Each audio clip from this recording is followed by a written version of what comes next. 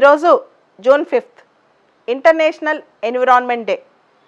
1972లో June 5న Stockholm summit start అయింది environment సంబంధించి.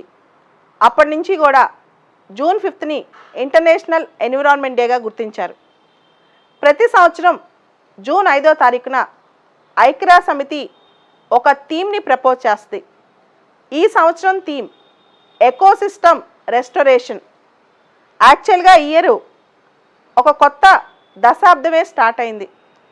UN decade on ecosystem restoration. 2021 నుంచి 2030 వరకు ఈ మొత్తం 10 సంవత్సరాలని యుఎన్ డికేడ్ ఆన్ ఎకోసిస్టమ్ రెస్టోరేషన్గా గుర్తించారు.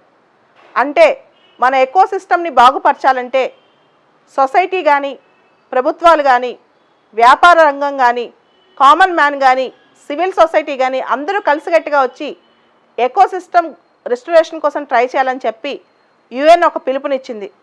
అదేవిధంగా యుఎన్ సెక్రటరీ జనరల్ ఈరోజు ఒక స్పీచ్ ఇస్తూ ప్రపంచం మొత్తం ట్రిపుల్ ఎన్విరాన్మెంటల్ ఎమర్జెన్సీ ఫేస్ చేస్తుందని చెప్పారు. ఈ ట్రిపుల్ ఎన్విరాన్మెంటల్ ఎమర్జెన్సీలో 3 ఇంపార్టెంట్ పాయింట్స్ ఆయన పేర్కొన్నారు. ఒకటి బయోడైవర్సిటీ లాస్, రెండోది క్లైమేట్ డిస్రప్షన్, మూడోది ఎస్కలేటింగ్ పొల్యూషన్. సో ఈ మూడింటిని మనం తట్టుకోవాలంటే, వీటి నుంచి ఈ పొడవుని కాపాడాలంటే ఇమీడియట్గా మనం ఎకోసిస్టమ్ని రివైవ్ చేయాలి, ఎకోసిస్టమ్ని రిస్టోర్ చేయాలి అని చెప్పి ఆయన పిలుపునిచ్చారు. ఎకోసిస్టమ్ రిస్టోర్ చేయాలంటే తిరిగి మళ్ళా అడవులను కాపాడాలి, చెట్లను నాటాలి, సిటీస్ని గ్రీనింగ్ చేయాలి. దాంతోపాటు మన లైఫ్ స్టైల్ మొత్తం ఎన్విరాన్మెంటల్ ఫ్రెండ్లీగా ఉండాలని కూడా ఆయన పిలుపునిచ్చారు.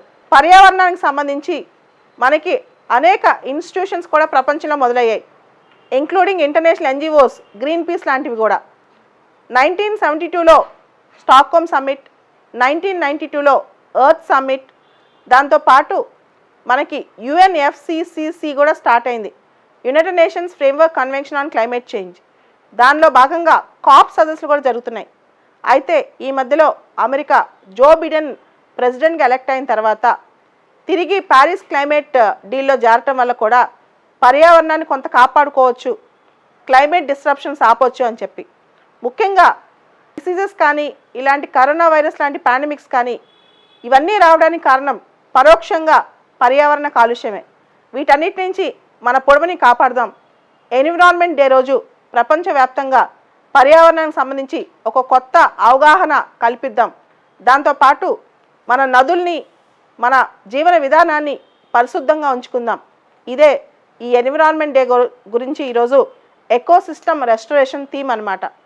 అయితే భూమిని పూర్తి స్థాయిలో మనం రీక్లెయిమ్ చేసి ప్రతి అంశాన్ని క్లీన్ చేయలేకపోయినా వీలైనంత వరకు ఈ ప్లానెట్ని రివైవ్ చేసి, ముఖ్యంగా ఎన్విరాన్మెంట్ సంబంధించిన అంశాలను మనం దృష్టిలో పెట్టుకుని సస్టైనబుల్ డెవలప్మెంట్ గోల్స్ దిశగా ముందుకెళ్ళి మనం ఈ భూమిని తిరిగి సృష్టిద్దాం. దాని అందాన్ని, దాని యొక్క మాధుర్యాన్ని, ముఖ్యంగా పర్యావరణ సంబంధించిన అంశాల్లో అవగాహన కలిగి, స్పృహ కలిగి ప్రవర్తిద్దామని చెప్పి ఆంటోనియో గుటెరస్ పేర్కొన్నారు.